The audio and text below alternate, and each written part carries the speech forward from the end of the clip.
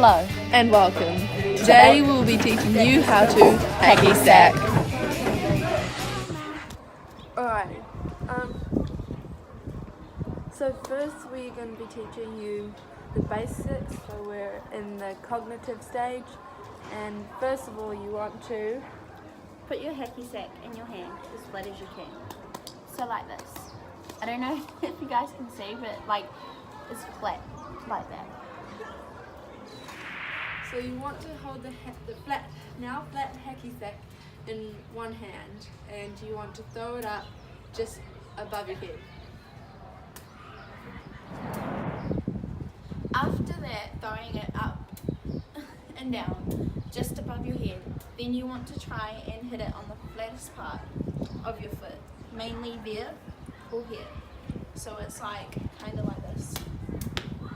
So the first times you do it, you won't catch it every time and you won't nail it straight away, but so that might happen, but like as you practice you'll get better like this, and you'll be able to do it easy. And as you get better, you'll move into the associate stage and the autonomous stage. And yeah, this is a summary of everything you've learnt so far in this video.